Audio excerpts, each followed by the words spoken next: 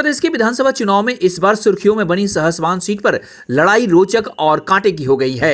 राष्ट्रीय परिवर्तन पार्टी के उम्मीदवार कुणाल यादव इस बार आत्मविश्वास से लबरेज हैं। उनका कहना है कि बदलाव की बयार है। कुणाल यादव क्षेत्र को अच्छी तरह समझते हैं। क्षेत्र की जनता ने ठान लिया है कि क्षेत्र में भी परिवर्तन दल को जिताना है, लिहाजा उनका पूरा समर्थन मुझे मिल रहा है।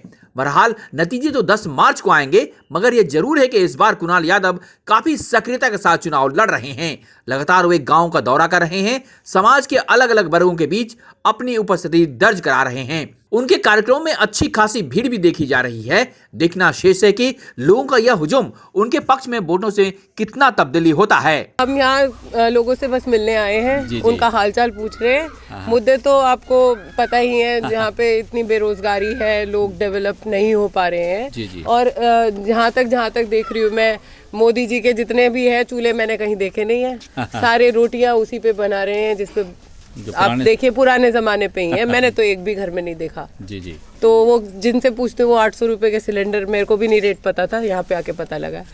तो मेरा तो हृदय परिवर्तन हो गया। 4 दिन ही हुए मुझे। मैंने इससे पहले कभी कोई कैंपेनिंग नहीं करी है। मैं बिल्कुल जेन्युइनली सीधी बात करती हूँ। मुझे कुछ भी नहीं दिखा यहाँ पे। लड़कियाँ, छोटे बच्चे, बड़े, कोई भी मुझे ऐसा नहीं लगा कि यहाँ पे किसी ने कभी ध्यान दिया है। इस इलाके में डीपी यादव काफी लोकप्रिय हैं और वो मेरे पिताजी हैं। और मंत्री जी से बढ़िया इंसान, मतलब मैं उनके घर में रहती हूँ, बहू की तरह नहीं बेटी की तरह रखा है। ठीक है, पहली बात। दूसरा, एक उन्होंने यहाँ पे कॉलेज बनाया है, जिसकी वजह से मैं समझती हूँ कि इतने लोगों ने आके, मतलब खुद ही बोलते हैं कि उन्होंने एक कॉलेज बनाने की वजह से कितनी लड़कियां यहाँ से, कितने बच्चे पढ़ के गए और उनसे हम जुड़े भी हैं। जी। और आज वो उस टाइम को याद करते हैं कि हाँ, वो एक टाइम था जब हमने काफ़ी यहाँ पे डेवलपमेंट देखी, सब कुछ हुआ। लेकिन 10 साल हो गए। अब इन लोगों को भी समझ में आ रही है कि हमने किसे वोट दिया और क्या गलती करी, क्या नहीं करी। वैसे परिवर्तन दल के उम्मीदवार कुणाल यादव को लेकर जनता और मीडिया की रुचि के पीछे उनकी अपनी पृष्ठभूमि भी है। गौरतलब है कि कुणाल यादव पूर्व सांसद डीपी यादव के पुत्र हैं, जिन्होंने इस क्षेत्र का कायाकल्प किया है। वैसे कुणाल ने अपने बूते भी अपनी अलहदा पहचान बनाई है।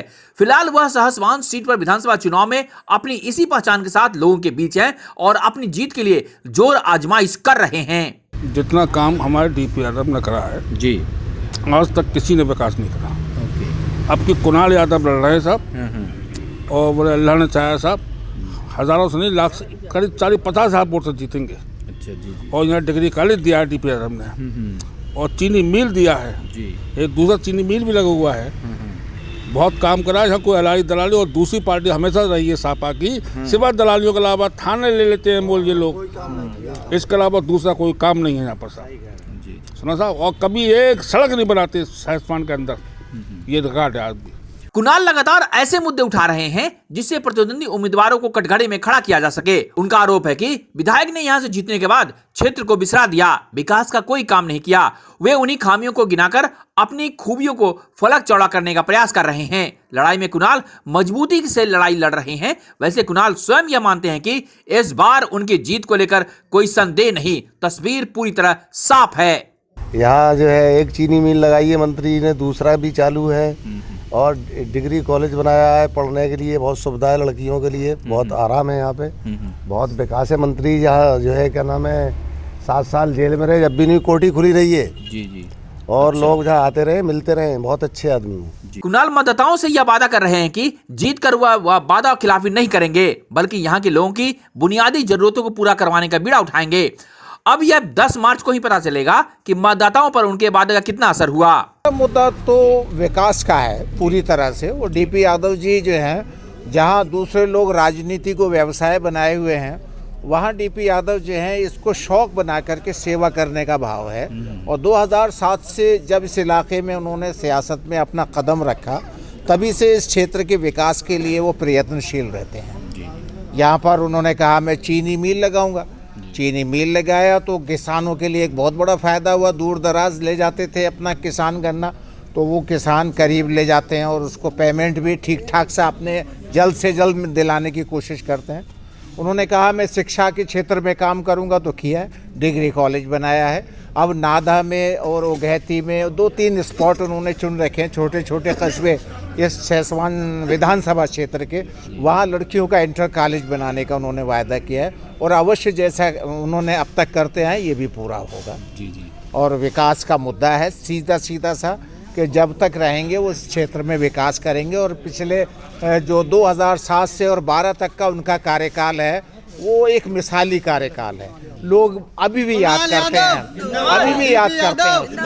कि जो डीपी यादव ने किया वो सन 1952 से लेकर आज तक जितने एमएलए आए उन्होंने इस क्षेत्र को लूटा है, खसोटा है, विकास